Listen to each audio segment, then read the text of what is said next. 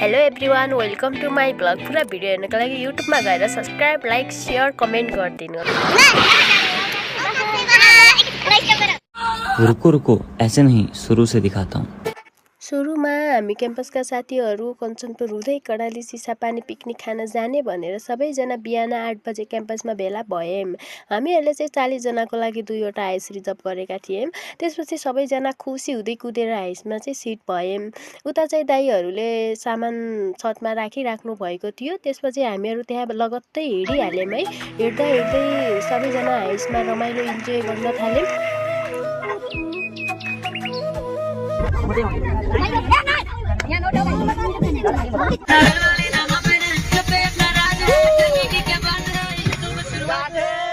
चल्दै गरेको आइसमा ढिजी म्युजिक, मनमा उत्साह, इन्जोय गर्दा गर्दै हामीहरू कडाली पुगेको पत्तै भएन। कडाली पुग्दासम्म त हाम्रो 12 बजिसकेको थियो। सबैजना एकदमै उत्साहित देखिएका थिए।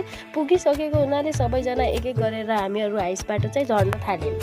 आज त हामीहरू कडालीको चिसो हावा पनि खाइन्छ, पानी पनि खाइन्छ। सायद चिसो हावा र पानी खाने उत्साहले होला सबैजना यति खुसी देखेको छ, खुसीको सीमा नै छैन। त्यसपछि हामीले घरबाट खाना बनाउने सरसामग्रीहरू लिएर आएका थियौँ। यी सरसामग्रीहरू चाहिँ हामीले एक एक गरेर खाना बनाउने ठाउँसम्म लग्न पर्यो।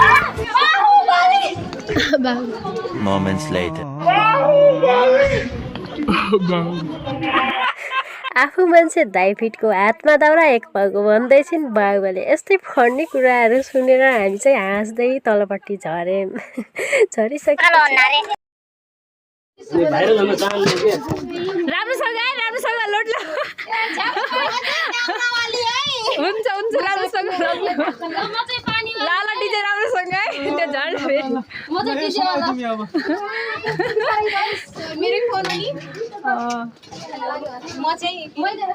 भाँडाकुँडा बोक्दा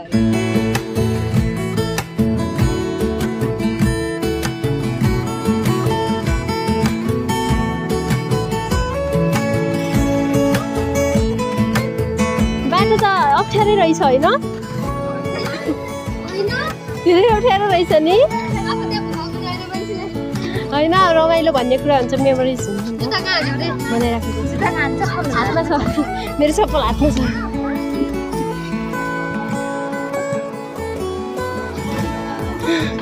कस्तो भयो? रमाइलो हुन्छ। दुःख गऱ्यो भने धेरै रमाइलो हुन्छ होइन? दुःखसँगै रमाइलो हुने त हो। भाइजा पानी छ? पानी छ?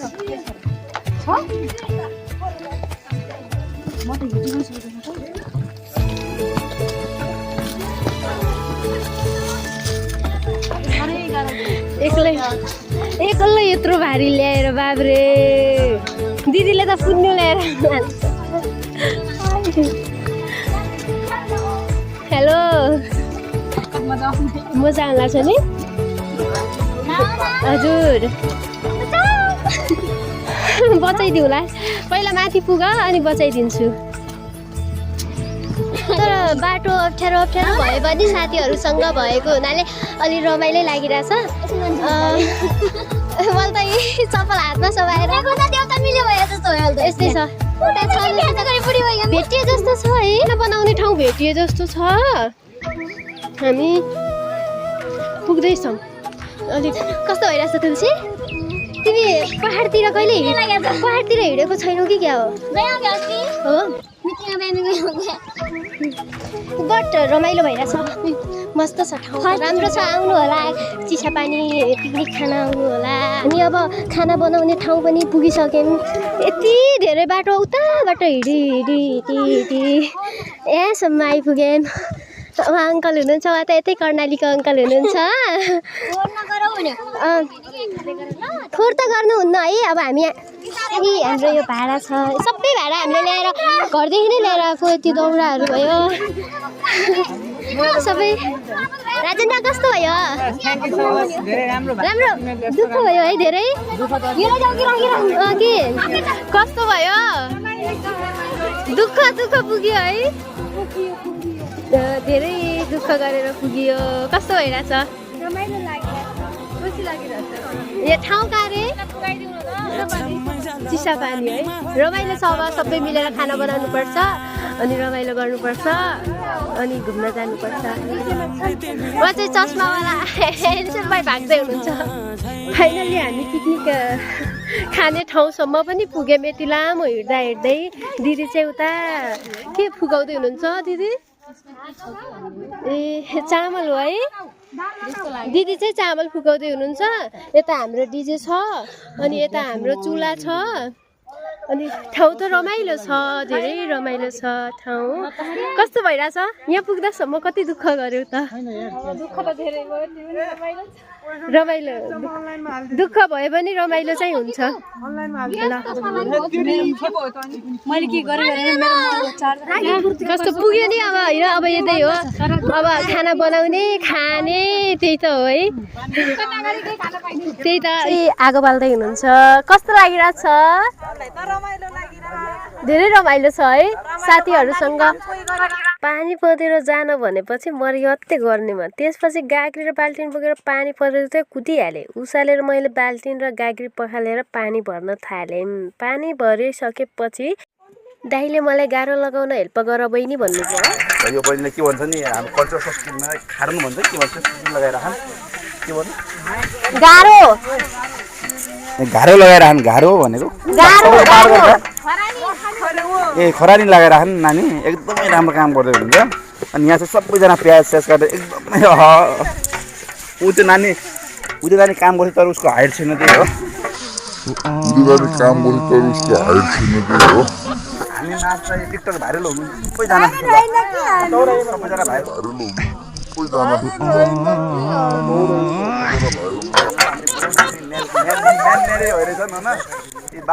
बाजे टलक बाजे बजेको कति राम्रो छ यता भातको लागि मात्रै तातो पानी भिसाए अलि बेर तातो पानी तातिसकेपछि दाइले चाहिँ चामल थापिहाल्नुभयो चामल हालिसकेपछि दाल पनि भिसायौँ एउटामा दाल एउटामा भात दुईटा चुला थिए अनि अचारको लागि भनेर आलु पनि हामीले रेडी गऱ्यौँ यतापट्टि यो पाराले भयो है बहिनीले सबलाई काममा गराउनु यहाँ मान्छे गोप्यमा जन्मनु पब्लिक होइदिने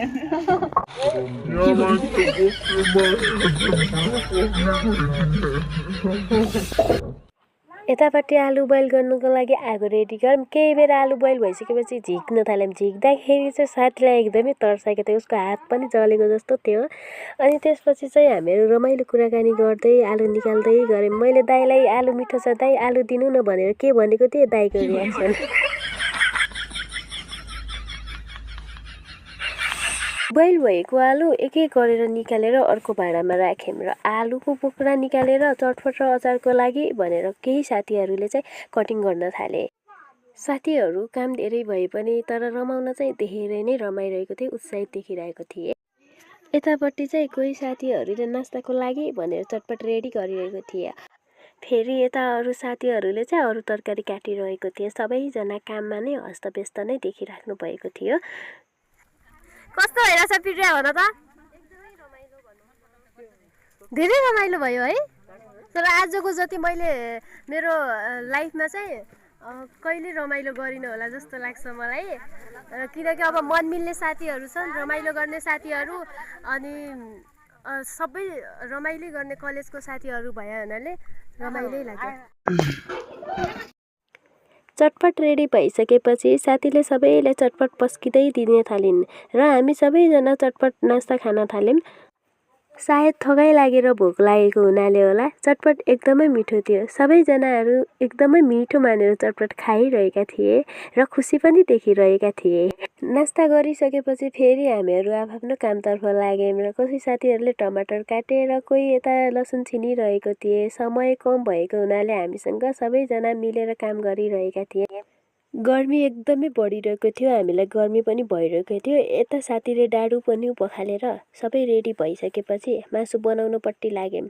त भाँडोमा तेल प्याज खुर्सानी सबै कुरा हालिसकेपछि मासु पनि त्यसैमा हाल्यौँ मासु हालिसकेपछि साथीले मासुलाई पनि चलाउन थाले मासु एकदमै मिठो पनि देखिरहेको थियो उतापट्टि चाहिँ साथीले दालको लागि भनेर दाल पनि तयारी गरिरहेको थिए दाल मासु पनि सबै रेडी भइ नै सकेको थियो हेर्दै खाउँ जस्तो मासु वाउ हेर्नु त कति मलाई त साथीहरू यहाँको भ्यू हेर्दा स्वर्गमा यस्तै महसुस भइरह। खाना रेडी भएकोले पानी ल्याउन र प्लेटहरू माझ्न गयौँ। हाम्रो आधा साथीहरू चाहिँ यहाँ अलि यिनीहरू चाहिँ प्रकृतिमा रमाउनेवाला भाइ यता हेर न कस्तो छ है रमाइलो लागिरहेछ नि रमाइलो लागिरहेछ कस्तो भइरहेछ उता त्यसपछि यताउता बसिरहेको साथीहरूलाई मैले खाना रेडी भइसक्यो खाना आउनु पर्यो भनेर लन्चको लागि आग्रह गरेँ र अलिकति उता गएर चाहिँ डान्स गरेर इन्जोय गर्न थालेँ।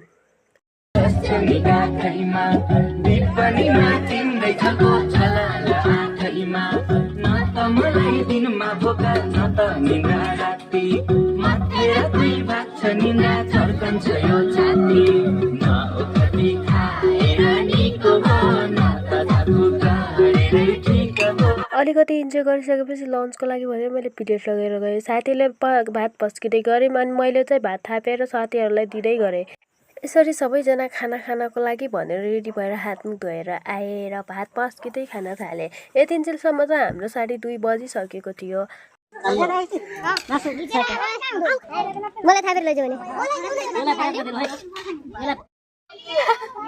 खाना जन्मेका हो खाऊ खाऊ। Moments later.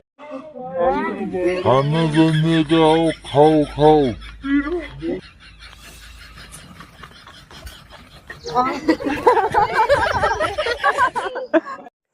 यसरी सबै साथीहरूसँग बसेर खाना खाँदाको मजा नै बेग्लै। त्यही भएर होला खाना धेरै मिठो लाग्यो मलाई। किन होला उता कति मिठो गरेर खाना सब ठिक छ हैन चटनीमा त ठिक छैन किनकि बना हो नि त।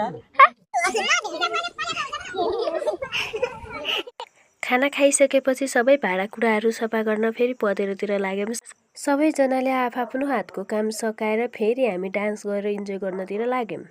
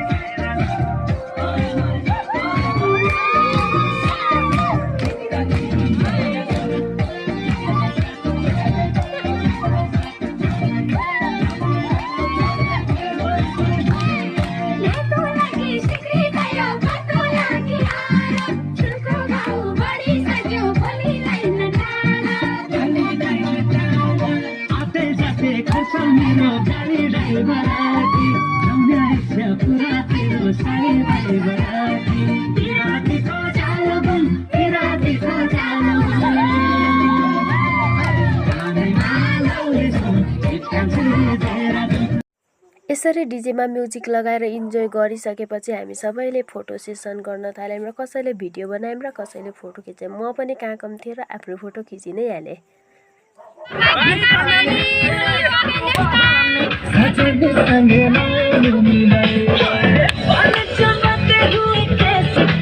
यति रमाइलो गरिसकेपछि हामी नेक्स्ट ठाउँको लागि भनेर हिँड्यौँ। हामी फेरि चिसापानी जानेवाला थियौँ। हामी चिसापानी गयौँ।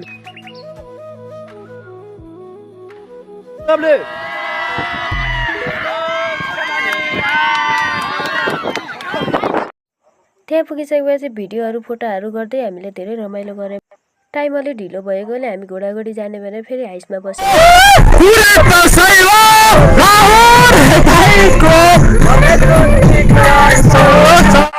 चिसापानीबाट आइसकेपछि हामी घोडाघोडी फेरि झऱ्यौँ। घोडाघोडी झरिसकेपछि सबै साथीहरू इन्जोय गर्न थाले।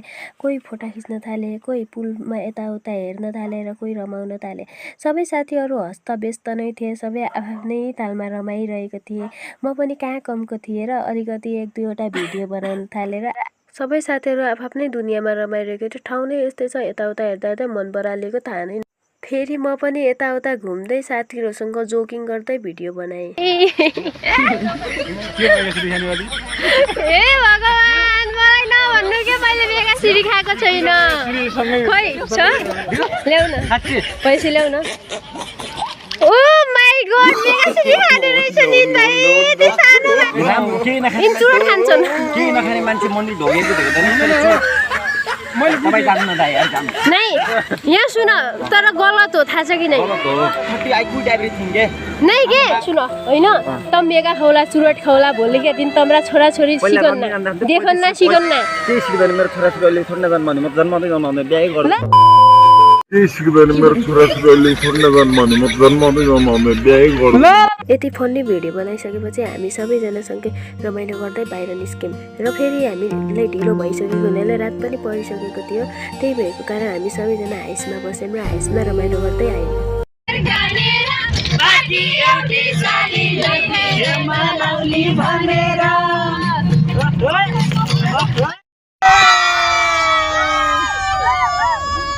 बाख्रा पाटा